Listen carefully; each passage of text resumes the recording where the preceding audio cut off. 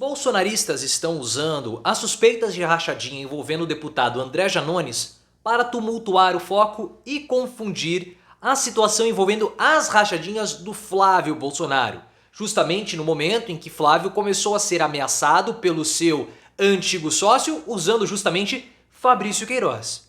As rachadinhas de Janones e de Flávio, elas são completamente diferentes na sua gravidade. Porque o caso do Flávio Bolsonaro, a grande questão nunca foi o desvio de recurso público, mas sim a comprovação da ligação da família Bolsonaro com as milícias do Rio de Janeiro. E eu vejo que Gleisi Hoffmann sair em defesa do Janones é algo que não deveria ter sido feito. Na sua opinião, Janones cometeu ou não rachadinha? Gleisi fez certo ao defender o deputado? E a posição dos bolsonaristas é para confundir? Se você concorda que é só confusão, deixe o seu like e se inscreva no canal. Nesses últimos dias, assessores ou antigos assessores de André Janones, da época do primeiro mandato, divulgaram áudios que foram publicados pelo site Metrópolis do deputado solicitando um pedaço ou parte do salário desses assessores para que ele pudesse recuperar o patrimônio que foi perdido durante a campanha que levou Janones à Câmara Federal em 2019, ou seja, no primeiro mandato. E esses áudios eles são muito reveladores, porque o Janones ele pede uma contribuição em dinheiro, parte dos salários. Depois, outras acusações foram feitas, como, não vou dizer como assédio moral, ele destratando os seus assessores. O Janones nega a prática de rachadinha, ele fala que na verdade foram pedidos para doações para que ele recuperasse o patrimônio. Só que esses áudios pegaram assim muito mal para o André Janones, ele que é muito combativo nas redes sociais e é um deputado muito controverso, porque o próprio já admitiu que usa e fez uso, de notícias falsas para atacar os seus adversários. E é claro que essa situação de André Janones vai provocar desgaste para ele e vai ser utilizada principalmente pelos bolsonaristas. O Eduardo Bolsonaro, que é irmão do Flávio Bolsonaro, que é irmão também do Carlos Bolsonaro, os dois sendo acusados da prática de rachadinhas nos seus próprios gabinetes, enviou um requerimento para uma comissão financeira da Câmara dos Deputados colher os depoimentos dos ex-assessores do André Janones. Essa é uma comissão que é presidida pela deputada Bia Kicis, uma comissão bolsonarista, ou seja, é uma comissão super hostil para a esquerda e vai ser para o André Janones. É claro que os bolsonaristas não deixariam passar justamente para fazer aquilo que eles melhor sabem fazer, que é tentar levantar hipocrisias da esquerda. Olha só a reação de vocês do caso do Fabrício Queiroz. Mas vocês estão sendo brandos com o André Janones. Os dois fizeram rachadinhas. Os dois cometeram o mesmo tipo de delito. Extorquiam os seus assessores por dinheiro próprio. Mas o tratamento é o mesmo. Para os amigos, como gosta de falar Michele, é um. Para os inimigos, o tratamento é outro. E é claro que isso tudo, pessoal, é uma grande confusão que os bolsonaristas vão fazer. Primeiro porque eles estão querendo tirar o foco do retorno do Fabrício Queiroz. Porque o ex-sócio do Flávio Bolsonaro, o Alexandre... Agora me fugiu o nome do Alexandre? Nossa, enfim. O antigo sócio do Flávio Bolsonaro, justamente na loja de chocolates que era possivelmente utilizada para lavar o dinheiro das rachadinhas, ele está cobrando uma dívida do Flávio. E tem feito ameaças via canais de comunicação da imprensa. Então ele falou que sabe muito sobre o Flávio, falou que tem áudios do Fabrício Queiroz e que ele pode, no momento em que ele quiser, acabar com toda a trajetória do Flávio Bolsonaro. Inclusive com o Flávio recebendo presentes e mimos, imóveis comprados, tudo isso de modo ilegal. E ali, 2, 3 semanas depois dessa entrevista exclusiva ao site Metrópolis, áudios do Fabrício Queiroz para o Alexandre e sócio do Flávio foram divulgados. Áudios do Queiroz falando que sabe muito sobre a família Bolsonaro, áudios do Queiroz pedindo dinheiro para permanecer em silêncio.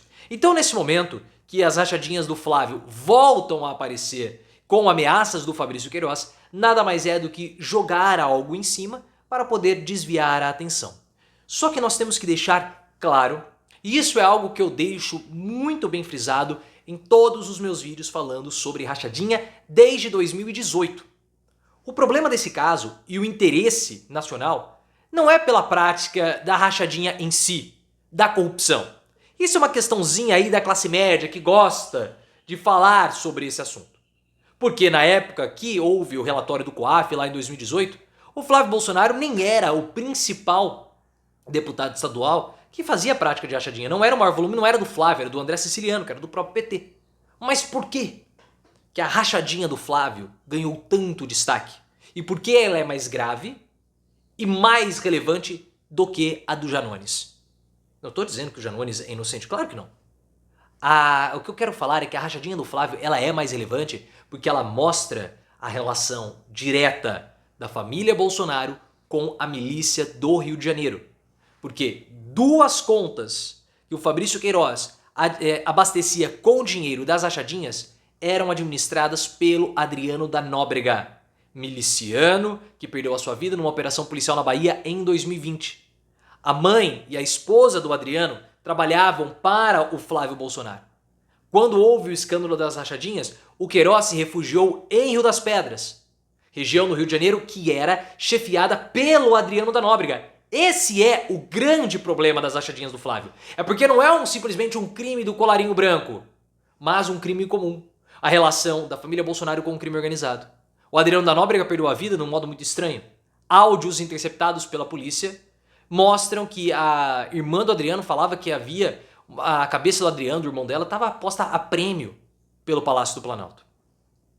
Então, se fosse comprovada a relação do Flávio, direta do Flávio com o Adriano, é a comprovação da relação da família Bolsonaro com o crime organizado do Rio de Janeiro. Não é um crime do colarinho branco. Por isso que é muito grave. E é por isso também que há o medo das investigações envolvendo Marielle Franco. Isso também é importante deixar claro, porque muitas pessoas falam que o Bolsonaro tem medo das investigações da Marielle e quase o colocam como sendo o mandante do caso. Não, esse não é o medo do Bolsonaro. O medo do Bolsonaro consiste no fato, ou está no fato, de que as investigações sobre a morte de Marielle passam algumas regiões que a família Bolsonaro tem alguns negócios obscuros, como no caso do Rio das Pedras. O mandante do caso Marielle tem o reduto em Rio das Pedras. Então as investigações vão ficar passando por territórios no qual a família Bolsonaro possui negócios obscuros como imóveis. Porque o jornal É o País disse que Flávio Bolsonaro tem um grande patrimônio imobilizado justamente em Rio das Pedras. Imóveis possivelmente comprados com dinheiro das rachadinhas. Imóveis pertencentes ou que foram negociados junto com a milícia do Rio de Janeiro.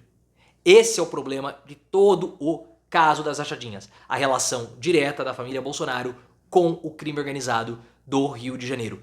Por isso que é muito sério. Por isso que é diferente. E é por isso que não há comparação como os bolsonaristas querem fazer. Se algum bolsonarista falar da relação da rachadinha de Janones com a de Flávio, você vai ter que falar, olha, o Janones é grave, mas o Flávio tem a relação com o crime organizado. Por isso que essa defesa que a Gleisi Hoffmann fez, mostrando solidariedade ao Janones, falando que quem é especialista em fake news são aqueles que acusam o deputado e eles estão perseguindo o Janones pela atuação dele, eu vejo que é um erro, é algo precipitado. Porque Janones nem é do PT, o Janones é do Avante. Ele foi um aliado do Lula? Foi. É um aliado do Lula. Mas Gleisi, como presidente do PT, envolver o partido nisso não vale a pena. Poderia ter deixado passar, ter esperado as investigações. Porque e aí, se for comprovado mesmo que o Janones praticou a rachadinha, como vai ficar a cara da Gleisi? Como vai ficar a situação do PT? Ele nem é um filiado. Então, sinceramente, a Gleisi se precipitou, não deveria ter saído em defesa do Janones, até mesmo porque os bolsonaristas estão usando o deputado. O que deveria ter sido feito seria o apontamento da gravidade do caso das rachadinhas, mostrando, como nós falamos aqui no vídeo, a relação da família Bolsonaro com a milícia do Rio de Janeiro.